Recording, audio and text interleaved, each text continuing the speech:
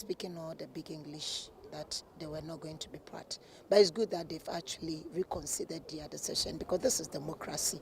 And we are the National Democratic Congress.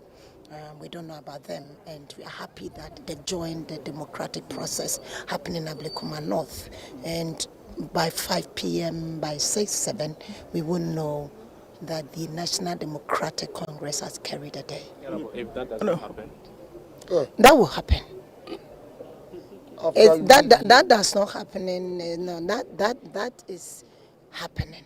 We've done our homework and we know what is happening. When I say homework of talking to the constituents, homework of explaining things to them, we've done our own ground check and we know, that this day will be carried by the National Democratic Congress.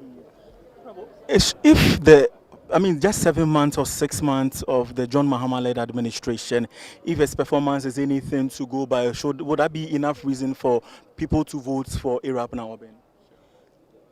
The performance of President John Dramani Mahama is unprecedented. Unless you don't want to be truthful, I think that it's a high time that as a nation, when we see that the government is doing well, it's not about applauding the government, for the head to be swollen, but it's about, saying, no, you are doing well. We can do better here, can do better there. Look, I think one, if not the first government to form the fastest government, put his office in place, is John Dramani Mahama.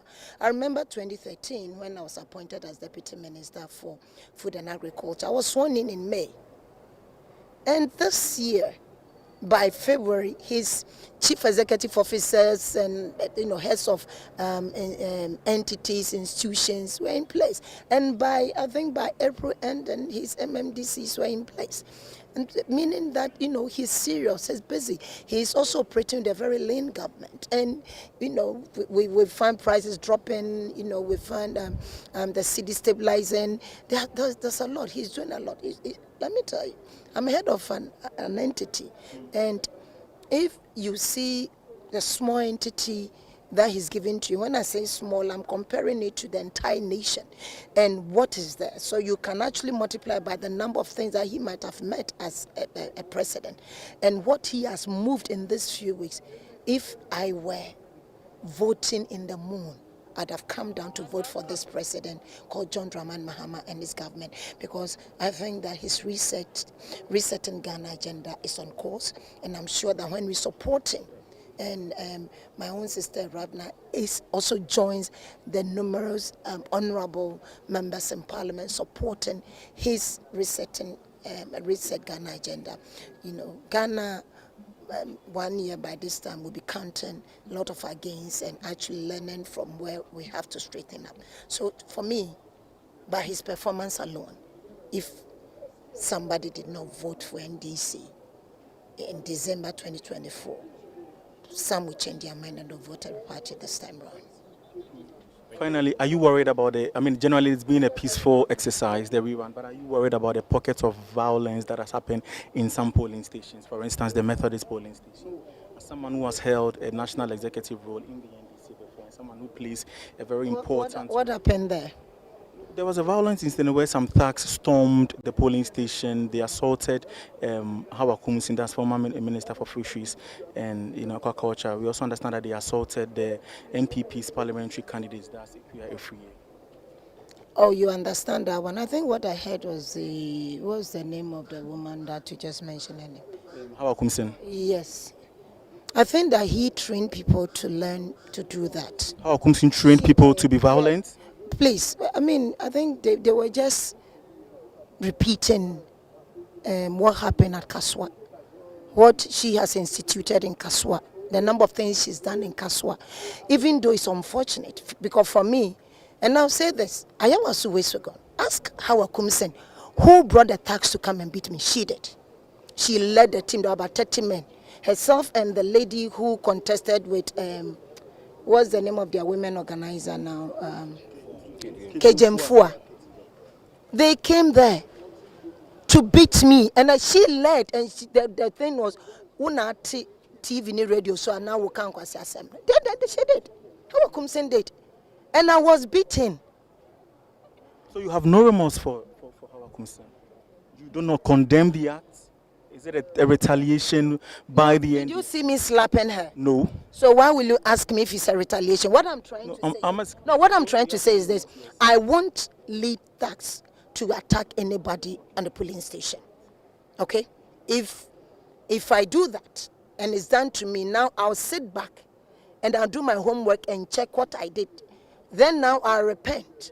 So she has to repent. What I'm trying to say, standing here as a woman, she led thugs as a woman to come and beat me at Legon polling station. I was at B, Legon, whatever B. That was the first time that I've been there.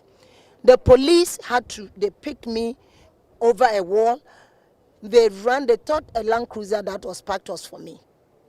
Then they saw me going to a Prado. What saved me was my seatbelt. They were beating me, opening the car, and they were beating me. The car was moving. They were beating me. They were pulling me out of the car. And it was Hawa Koomson.